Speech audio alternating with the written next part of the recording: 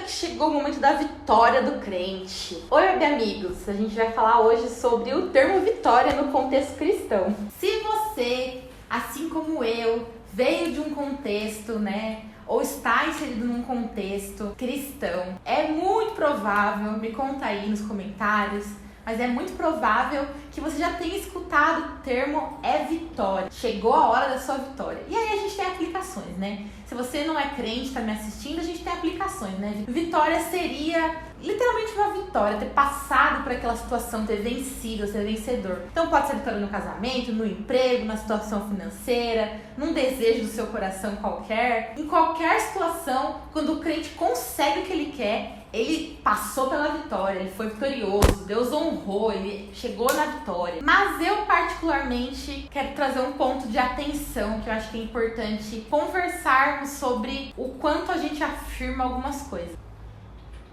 Dependendo do contexto que você tá, isso pode ser só uma zoeira, nossa, passando pela vitória, irmão. Ou pode ser uma convicção genuína. Mas será que tem alguma coisa de errado em nós, enquanto cristãos, desejarmos tanto uma vitória assim? Quando esse termo se torna uma convicção tão forte assim onde nós estamos, é preciso olharmos alguns pontos de reflexão, parar para analisar por que esse termo está tão presente assim? Por que é uma convicção tão forte assim nas nossas vidas ou no nosso cotidiano, nas nossas conversas? Será que nós não estamos desejando uma vitória a qualquer custo?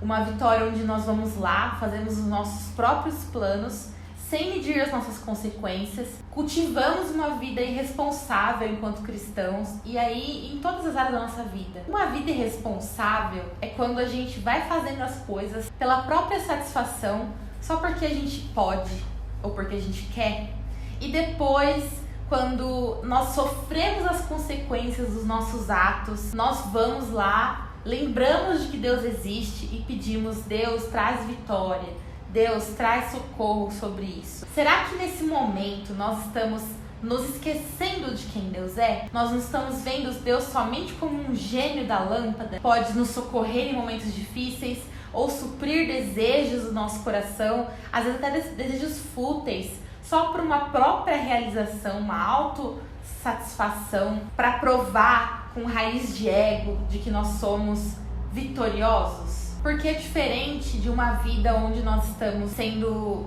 equilibrados nas nossas atitudes. Nós pensamos, oramos, apresentamos isso numa vida com Deus. Analisamos todos os nossos pontos, onde a gente quer chegar. Nós traçamos planos em obediência com o que a palavra espera de nós, com o que Deus espera de nós, do nosso comportamento. Pensando nos bons frutos que aquilo trará para a nossa vida, trará para as pessoas ao nosso redor, se isso vai ser bênção para mim, para minha casa, para as pessoas ao meu redor, ou se está sendo somente para uma realização do ego. Nós devemos levar todas essas coisas em consideração quando nós esperamos de Deus uma postura de que Ele vai somente nos abençoar, somente nos tirar de situações difíceis, e a gente não vai reordenar nossa vida para uma vida de equilíbrio, uma vida contrita aos pés do Senhor. E é claro que existem situações diferentes disso também. Existem situações onde nós realmente estamos passando por uma dificuldade, fomos pegos de surpresa por alguma situação, seja em áreas financeiras ou em áreas de saúde.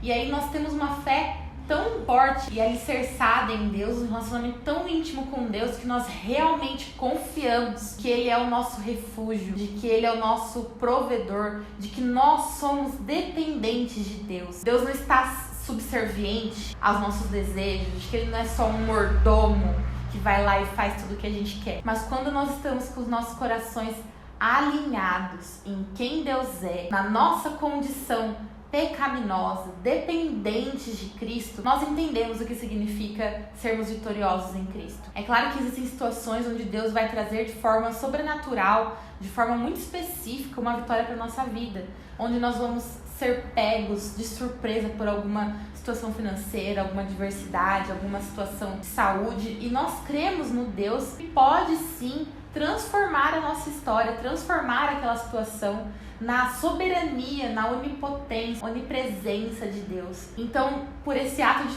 fé, por esse ato de dependência, nós pedimos a Deus em oração para que Ele traga uma vitória, para que Ele reverta essa situação, não nos faça perecermos. Mas o problema é quando nós trocamos os nossos papéis. Nós achamos que nós somos Deus, nós achamos que nós temos o controle da nossa própria vida, de que nada nem ninguém pode nos parar, a não ser a própria vontade de realizar o que o nosso próprio coração egocêntrico quer e deseja naquele momento. Acima de tudo, de todos, só que nós nos esquecemos de que nós vivemos num mundo onde consequências existem. E quando nós trocamos os nossos papéis, achamos que trocamos de papel com Cristo, de que nós somos os deuses da nossa vida, nós vamos chegar nas consequências e aí nós vamos pedir ou até às vezes exigir de Deus que nos tire daquela situação. Afinal, nós somos filhos de Deus. Afinal, nós somos povo de Deus. Precisamos entender que somos apenas instrumento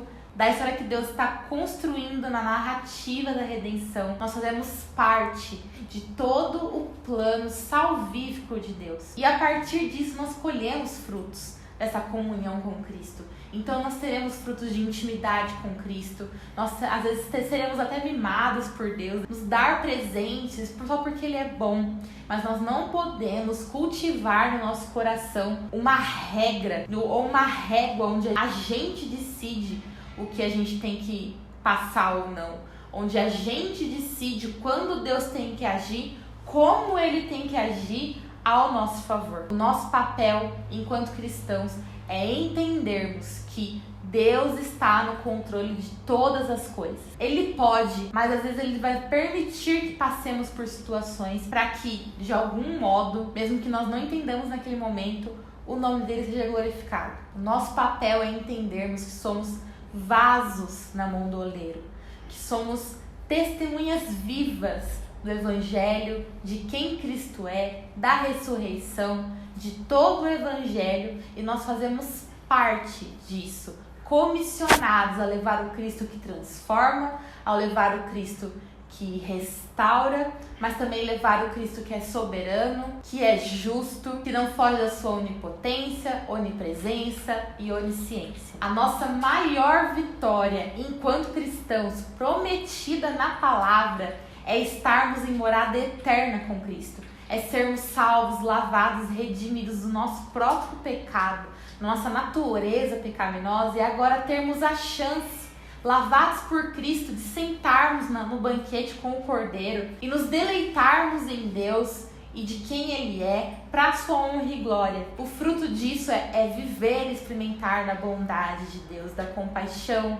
da misericórdia, do amor de Deus. Mas é sobre quem Deus é. A vitória é sobre estarmos em Cristo, sermos povo eleito e escolhido por Cristo. Não sobre coisas materiais ou coisas dessa terra, ou sobre acharmos que podemos exigir algo. Não importa a situação que estivermos passando, Deus é soberano. Não importa o problema que estivermos passando, Deus é soberano. É Ele quem deve decidir o que nós vamos passar ou não. É Ele que permite pelo que vamos passar ou não. E um coração contrito em Cristo, humilde e dependente de Deus, vai entender que, por mais que não enxergue naquele momento, existe um Deus bom que está cuidando de nós em cada detalhe das nossas vidas.